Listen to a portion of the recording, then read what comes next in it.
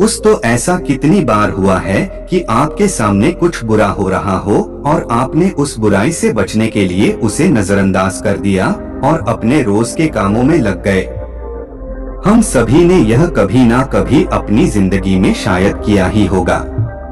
पर क्या हो जब वही बुरा व्यवहार आपके साथ हो रहा हो और ऐसे ही बाकी लोग आपको नजरअंदाज करके अपने काम करने लगे हैं। जब कोई आपको धमका रहा हो कि सच अगर आपने किसी को बताया तो आपको नुकसान पहुंचेगा क्या, फिर भी आप सच बोलेंगे क्या? फिर भी आप खुद के हक और सच के लिए लड़ेंगे? दोस्तों, कई बार सच बोलने के लिए बहुत हिम्मत की जरूरत होती है और यह हिम्मत जो गलत के सामने खड़े होने के लिए जरूरी है। यह हिम्मत अपने अंदर लाना बहुत मुश्किल हो सकता है। क्या लगता है आपको कितने लोग ऐसी परिस्थिति में सच बोलने की हिम्मत करेंगे? दोस्तों, आज की इस बौद्ध कहानी के माध्यम से हम यही सीखेंगे कि चाहे परिस्थिति कितनी भी कठिन क्यों ना हो, सच बोलना और गलत का सामना करना कितना जरूरी होता है।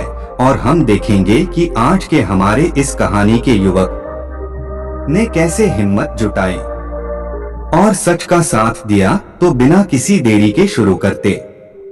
तो एक बार की बात है, एक नगर में एक युवक रहता था जो बहुत ही अच्छा था, जो स्वभाव का बहुत ही सीधा और मन से बहुत ही सरल था।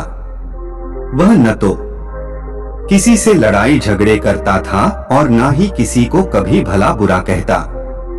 वह लोगों की मदद भी किया करता, लेकिन फिर भी कुछ लोग उसे भला बुरा कहते हैं।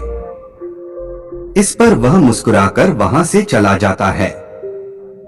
जहां वह नौकरी किया करता था, वह सेठ भी उसे बहुत कम तनख्वाह दिया करता था। तब भी वह कभी अपने सेठ का विरोध नहीं करता, बल्कि हंसकर उसके सारे आदेशों का पालन किया करता और खूब मन लगाकर काम किया करता। उसकी भलाई के कारण हर कोई जो भी उससे मिलता उसे दबाने की कोशिश करता, उसे डराने की कोशिश करता। उसके सीधे साधे व्यवहार के कारण लोग उसे पागल भी कहते थे और कई तो यह भी कहते कि वह अपने जीवन में कभी कुछ नहीं कर पाएगा। यह तो बहुत ही सीधा है और आज के जमाने में इतना सीधा होना भी अच्छी बात नहीं है। वह युवक गरीब था, लेकिन वह कभी किसी से शिकायत नहीं करता था। वह नौकरी करके पैसे इकट्ठा किया करता ताकि वह अपनी गरीबी से बाहर निकल सके। लेकिन जब भी वह गरीबी से बाहर निकल की कोशिश करता तो कुछ लोग आते और उसकी वह जमा पूंजी उससे लेकर चले जाते हैं। कभी उसके रिश्तेदार आते तो कभी उसका कोई सगा संबंधी जो अपना दुख दर्द दिखाकर अपना दुख दर्द सुनाकर उसका जुड़ा हुआ एक एक रुपया उससे ले जाते और वह युवक कुछ नहीं कर पाता। वह तो केवल यही सोचता रहता था कि वह एक अच्छा आदमी है और अच्छे आदमी कभी किसी पर अत्याचार नहीं करते। वो कभी किसी का विरोध नहीं करते, वह तो स्वयं में खुश रहते हैं और दूसरों की मदद भी करते हैं। इन सारी बातों से वह अपने आप को समझा लेता। एक दिन की बात है, उसने देखा कि उसका एक मित्र चोरी चाकरी करके, बेईमानी करके, गलत काम करके आज बहुत धनवान बन चुका है और उसके पास अत्यधिक खुशियां है, पैसा है और यह समाज उसे सम्मान भी देता है, वरना तो दान करता है और ना ही लोगों की मदद करता है, बल्कि वह तो दूसरों पर अत्याचार करता है। वह जबरदस्ती लोगों के पैसे लूट लेता है और उन्हीं पर चीखता चिल्लाता भी है। फिर भी यह समाज उसी को पसंद करता है। लेकिन मैं एक सीधा साधा इंसान हूँ, मैं एक अच्छा युवक हूँ, फिर भी मुझे कोई पसंद नहीं करता। मुझे तो सब लोग पागल समझते हैं और मेरे जीवन में तो केवल दुख ही दुख है। वह युवक मन ही मन यह सोच रहा था कि तभी उसके मन में एक और विचार उत्पन्न हुआ। यह सोचने लगा, क्या मुझे बुराई का रास्ता अपना लेना चाहिए? एक दिन वह अपने मालिक के घर पर काम कर रहा था। तभी अचानक उसके हाथों से एक सामान गिरकर टूट गया जो कीमती था। इस पर उसके मालिक ने उसे बहुत खरी खोटी सुनाई। उसकी पिटाई की और कहता है, तुझे अब से 1 साल तक मेरे यहाँ पर मुफ्त में काम करना होगा। क्या तुझे नहीं पता था कि यह कितनी कीमती चीज है? अब से 1 साल तक मैं तुझे कोई पैसे नहीं देने वाला हूँ। वह युवक रो रहा था, गिड़गिड़ा रहा था, लेकिन उसके मालिक ने उसकी एक नहीं सुनी। वह रोता हुआ अपने घर जा रहा था। उसी रास्ते से एक बौद्ध भिक्षु भी गुजर रहे थे। उन्होंने जब उस युवक के रोने की आवाज सुनी तो वह उस युवक के पास आए और उस युवक से कहते हैं, यह सब कैसे हुआ? तुम्हारे शरीर पर तो बहुत जख्म है, लाओ मैं तुम्हें मरहम लगा देता हूँ ताकि तुम्हें कुछ आराम मिल सके।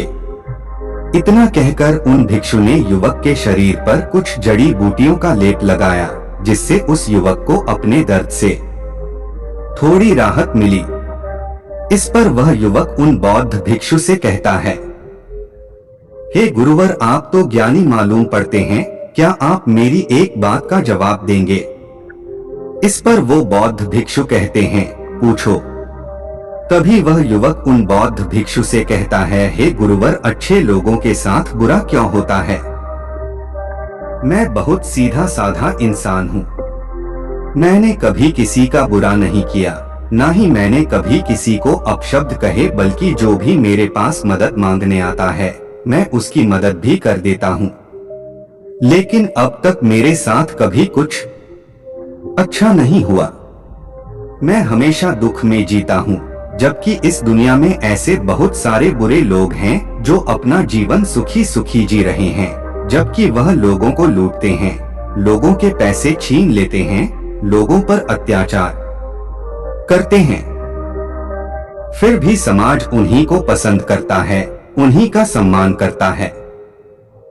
आखिर ऐसा क्यों होता है? ऐसे में क्या हमें भी बुराई का रास्ता अपना लेना चाहिए? क्या हमें भी बुरा बन जाना चाहिए? उन भिक्षु ने उस युवक की सारी बातें ध्यानपूर्वक सुनी।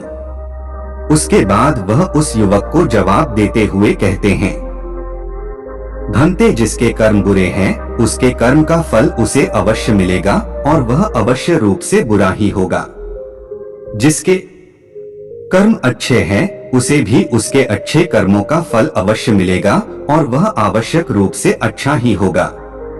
तभी वह युवक उन गुरुवर की बात काटते हुए कहता है, हे गुरुवर, क्या आप जो कह रहे हैं वह सच है? क्या मैं आप पर भरोसा कर सकता हूँ? क्योंकि इस दुनिया में तो मुझे सब उल्टा ही नजर आता है। मुझे तो अच्छों के साथ बुरा और बुरे के साथ अच्छा ही होते हुए नजर आता है। इस पर बौद्ध भिक्षु उस युवक से कहते हैं, भंते, जैसा मैंने कहा वह बिल्कुल सत्य है और आने वाले समय में यह तुम अच्छी तरह से जान भी जाओगे। इतना कहकर वो बौद्ध भिक्षु वहां से चले गए। वो युवक वहीं पर कुछ देर बैठा रहा और उन बौद्ध भिक्षु की बातों पर विचार करता रहा और वह यह सोच रहा था, चलो मेरे पास धन दौलत ना सही, रुपया पैसा ना सही, समाज का मान सम्मान ना सही, पर मैं एक अच्छा इंसान तो हूँ और मेरी अच्छाई का फल मुझे कभी ना कभी तो जरूर मिलेगा। इतना सोचकर वह वापस अपने घर लौट गया। कुछ दिनों बाद वह युवक जंगल के रास्ते से अपने माँ अगला पार्ट देखने के लिए तैयार रहना। कल शाम 7 बजे इसी चैनल पर। तब तक के लिए नमस्कार।